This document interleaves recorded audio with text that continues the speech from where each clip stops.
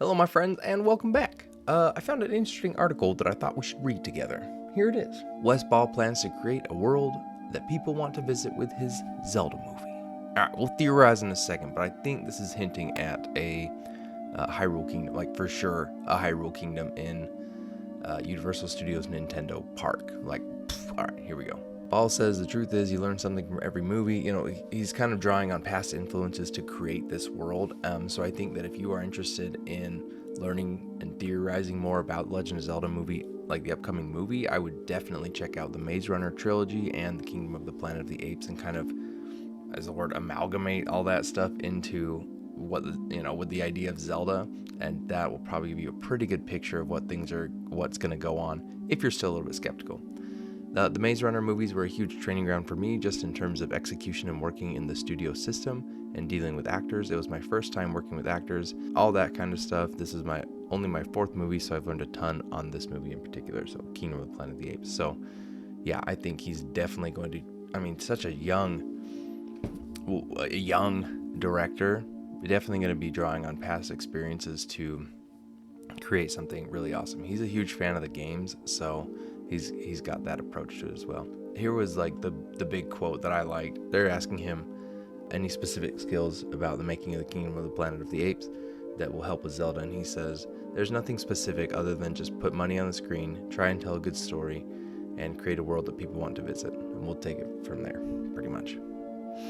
So yeah, for me, I think he's really focused on the entertainment side of these things, getting people to come visit, attractions, having a good time there. He also had a couple thoughts on casting, which I know we're kind of excited about. My pick for sure is Tom Blythe from Hunger Games. He says down here, I always work for awesome casting directors. That's the start, but casting is an instinct. I don't overanalyze it. Almost all the casting I've ever done so far has been, that's them, and I almost know immediately. The only one that I didn't know was Dylan. I had to kind of work on that, but I don't know. It's like with Owen, almost the first 5 seconds I said, that's him. So I just kind of trust my instinct, and I don't really try to overanalyze it, and then just find good people, because you're working really hard, and it's impossible making a movie. It's just really difficult. Like, have you ever thought about that real quick? Like, the credits, right? The credits at the end of a movie, every one of those names on there is a full-time job that was invested in this for months. Like, that was their sole thing that they were doing. And that is just so much work to make a 2-hour, 3-hour production. Just, good job, guys. You're doing good work. Yeah, it's just really impossible, really difficult to make a movie. And if you just want to be with people that you like to be around and that have each other's backs. And he's been really lucky in regard to that casting. So I could see him even drawing on people that he has worked with in the past. Maybe not the stars, but side characters or extras. I don't know. So if he really vibes with somebody, then yeah, he's probably going to put him in there. So yeah, that'll be good.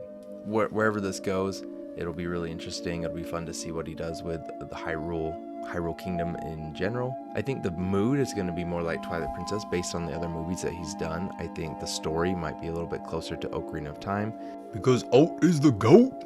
I think that there's going to be one dungeon.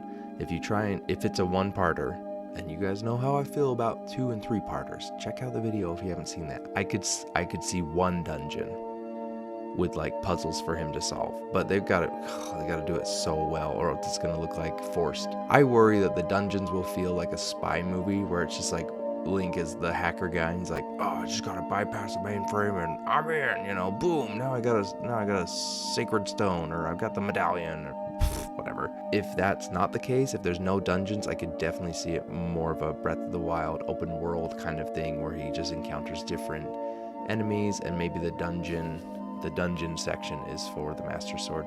I don't think there's going to be key item collection. He's not going to be hauling around a hook shot.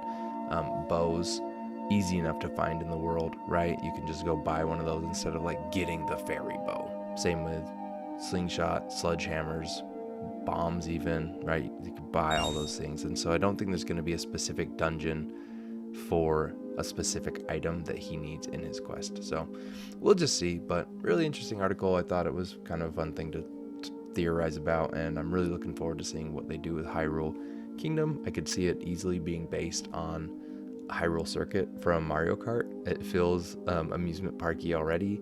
with a couple different sections, the castle, castle town, and stuff like that. So we'll see.